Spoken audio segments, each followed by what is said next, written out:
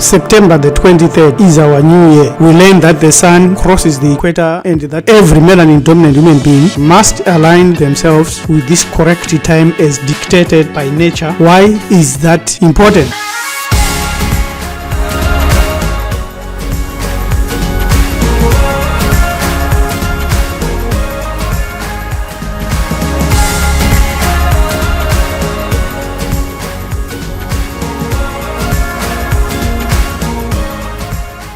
Is that all? After New Year, then what?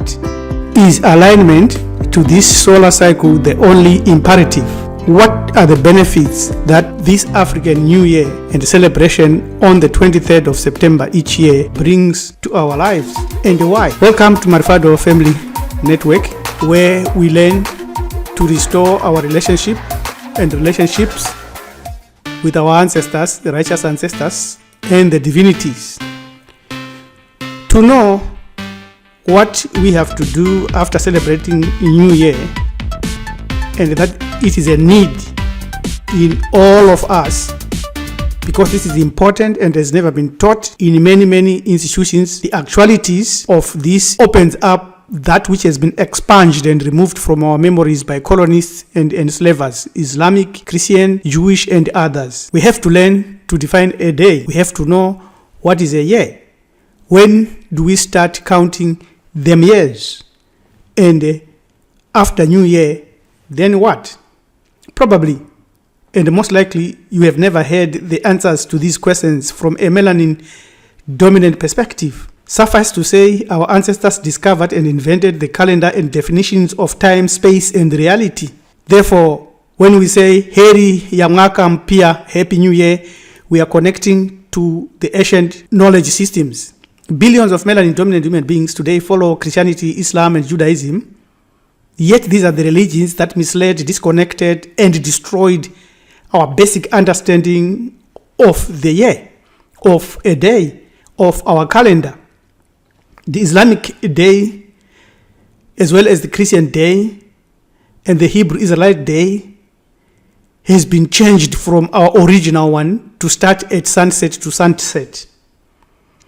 The Christians have gone even further and say their day starts and begins at midnight when everybody is asleep. A day in the Islamic calendar is defined as beginning at sunset, copying Hebrews, copying Christians, and other groups also. So let us ask, what is a day?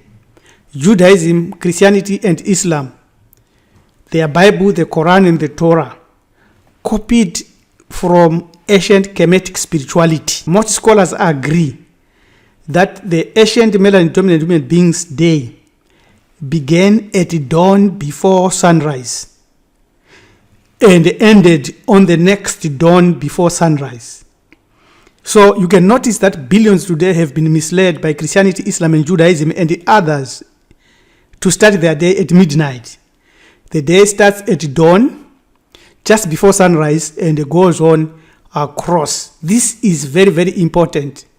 Those that say the day starts from sunset simply changed from sunrise because they thought they are moving away from the deification of the sun god Ra. This is from ancestral roots. So, what is a year?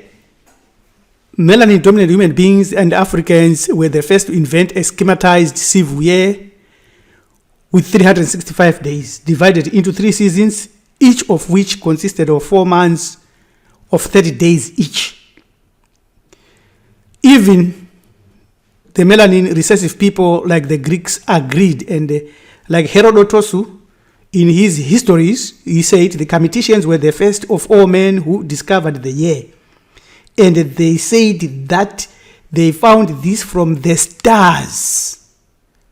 So which stars? Or it is the sun. And how do we know? When do we start counting them years? And after New Year, then what? We all agree that 4242 BCE was also one of the first year on ancient Comitian calendar. And also 4236 comes up because there were schools of thought, universities, and mystery schools. And it doesn't matter which mystery school you tap into, As long as you tap into either 4242 or 4236, that's all okay. So that's why we are saying this year is 6260. To learn more about origins of matter, study our book, Free from God.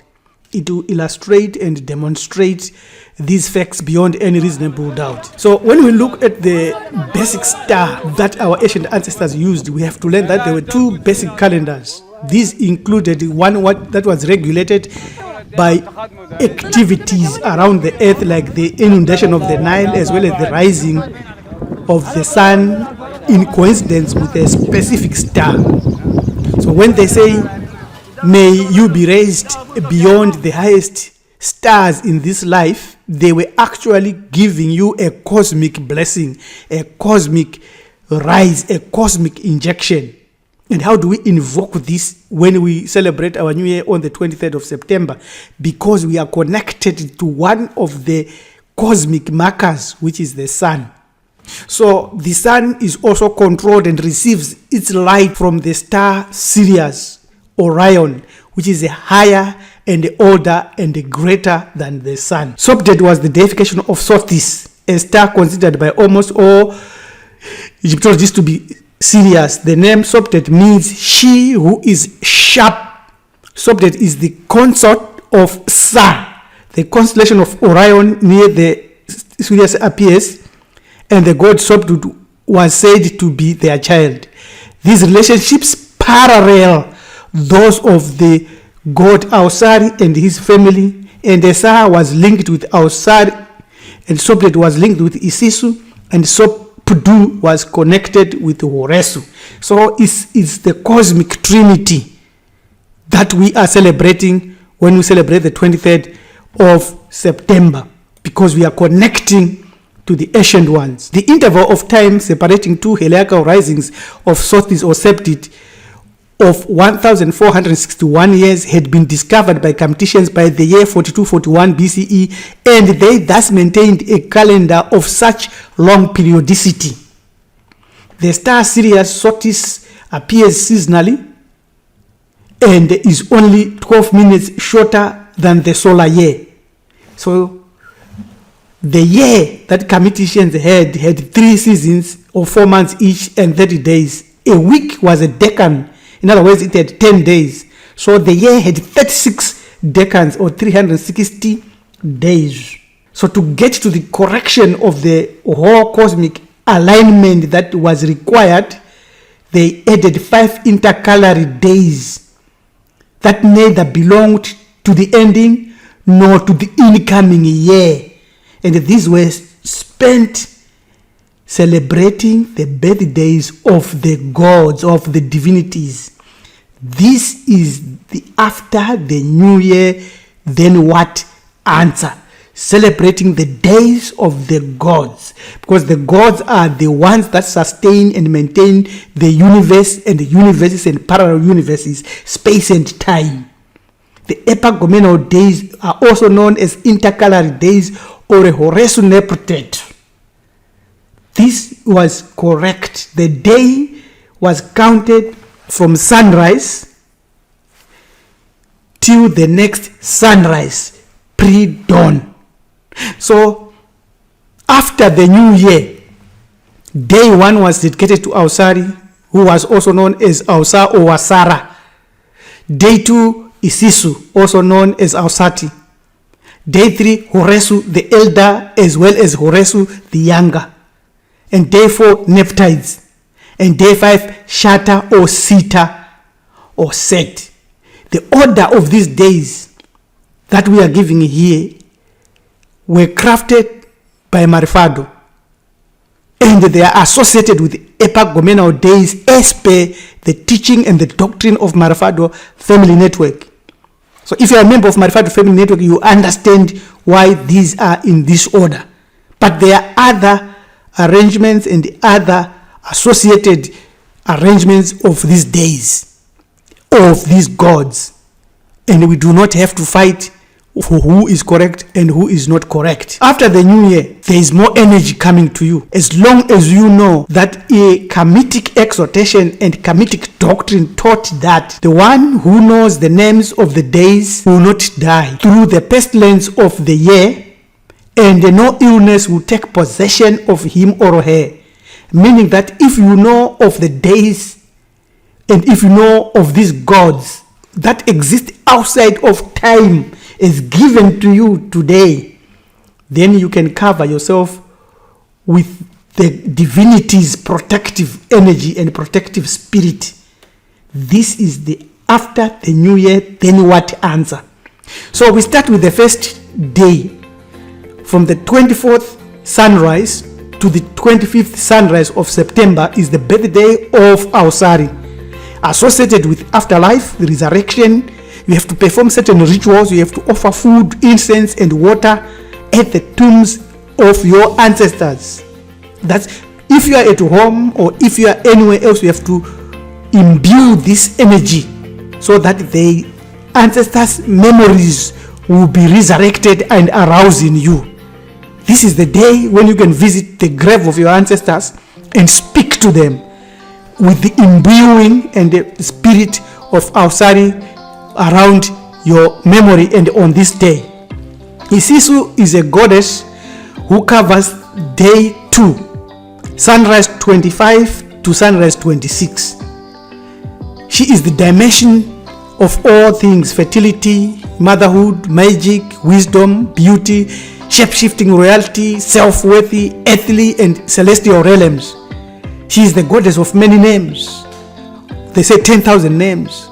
She is a warrior, a guide, an advocate, wisdom keeper. And she is our grandmother whose temple we are to build before we pass on. Then day 3, sunrise 26 to sunrise 27. This is a critical day, a very important day, because it is the day of Horesu the older and Horesu the younger. Horesu the older's totem is the crocodile with a falcon head. This combines the two because Horesu the elder fought Apophis in ancient times prior to 78 trillion years ago to come up, and then Horesu the younger is the one who fought Set, who received the energy, negative energy of Apophis. And if you go to Great Zimbabwe, you find the combination of these totems given. The Great Zimbabwe bird also resembles the ancient Kamitic Neta deity falcon bird Horesu. Thus, the soapstone birds are similar to the vulture bird found or birds found in ancient Kamiti, combining the elder Horesu, Ngwenya Mlambo, Ntini Siziva, and the younger one, Hungwe or the fish eagle. This gives us the totems and the places where these divinities dwelt. And therefore, when you have an amulet, the eye of Horesu, powerful amulet, it will ward off evil, it will protect you against any danger. Wearing such an amulet would offer individual a sense of security and a psychological power and comfort. We come to Nephtides, day 4, sunrise 27 to sunrise 28. Her offerings: incense, touch of soft cinnamon, white incense, and black honey. She rules the dream world. She guides you into the unseen. She puts you beyond the veils, beyond perception. She dismantles holographic sorrows and holographic attacks. You have to draw a circle. You have to revere her, and you have to give her the authority to make you a success in life. And your heart, though filled with sadness, though you are mourning, and though you are in pain, if you invoke her, you filled with love, and you will walk with hope, and eventually you will win your battles. And the last but not least, day 5, sunrise 28 to sunrise 29, cast out Shatter and Apopiper, certain exorcism, which was associated with the removal of chaos and sudden storms in your lives. After the new year, You have to perform a ritual to remove and exorcise Shata or Sita and banish these forces. To learn about this specific ritual, you can send us an email on john@marifado and be specific on what you want us to share. Yes, it is very important that after the new year, we celebrate these 5 important days and dates dedicated to the births of important deities involved in the order of the universe. You must know the correct definition of a day and the correct date of celebrating New Year connected to the sun, the motion of the sun across the equator to give you more energy at any point of life, so that you will be physically connected with the memories of your race, the memories of your ancestry, and the memories of your spirituality, where you came from as a soul beyond the cosmos, right into the beginnings of the unknowns. Yes, celebrate the correct New Year with us today. And if you are interested in learning more about these things, send us an email at join@marifado.com. Subscribe to our channel, YouTube channel, Community Buru Ethics, and visit our website and donate for us to continue to pump out videos, to continue to work, and to continue to do research, to share, to write books, and to cause us to be people that are great